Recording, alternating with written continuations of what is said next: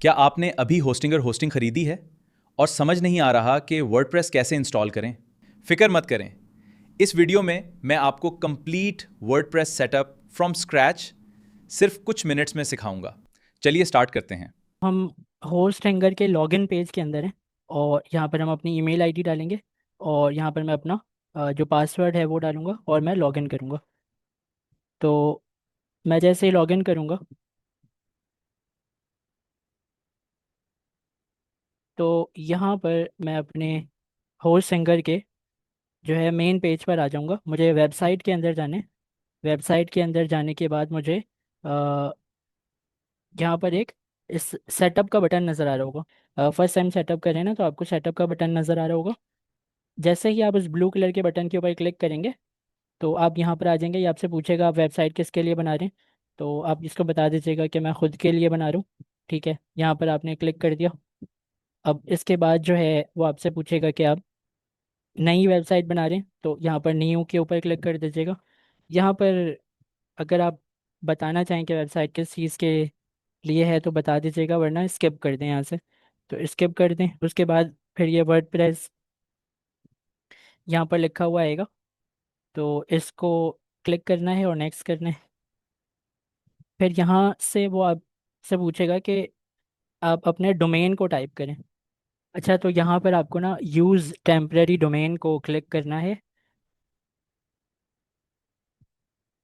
अच्छा, ये जो है ना ये आपसे ये पूछ रहा है कि आपका जो सर्वर है वो सबसे करीब ना इस वक्त इंडोनेशिया में है। हम देखें यहाँ पाकिस्तान में है और इंडोनेशिया में सबसे करीब सर्वर है हमारे। तो हमें जो अवेलेबल सर्वर मिलते हैं ना वो एक ब्राज़ील में है, एक फ़्रांस में। ये दोनों दूर है, इंडोनेशिया करीब है। और इसमें आपको कुछ सेलेक्ट करने की ज़रूरत नहीं है, वो आपके लोकेशन को देखकर सबसे करीब सर्वर जो है वो उसने खुद ही उठा लिया। तो इंडोनेशिया यहाँ पर आ रहा है। आपको बस नेक्स्ट करना है, इस पेज में कुछ भी चेंज नहीं करना है।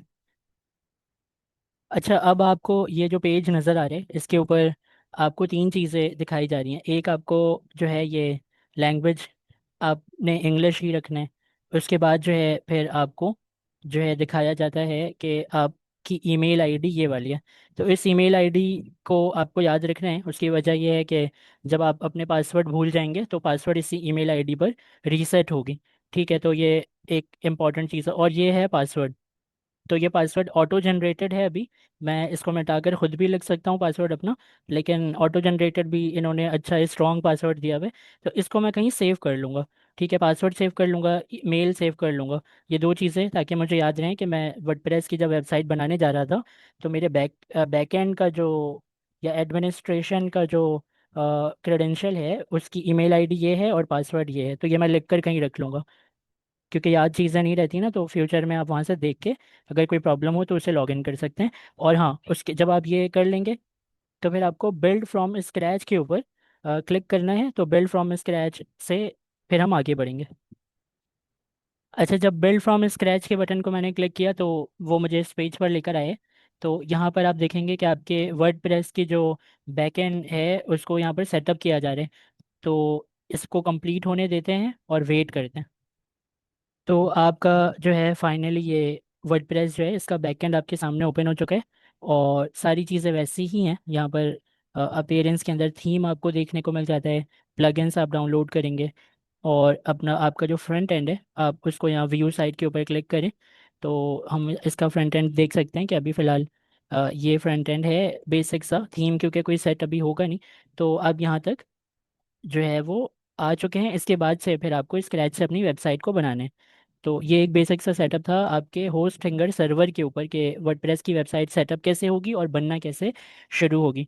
और कुछ लोगों को शायद थीम सेटअप में भी मसला आता है, तो अपीयरेंस थीम को अगर हम क्लिक करें और यहाँ पर 2023 है, 4 है और ये है, तो हम क्या करते हैं कि किसी को एक्टिव करते हैं। मिसाल के तौर पर इसे एक्टिव करते हैं 2024 को।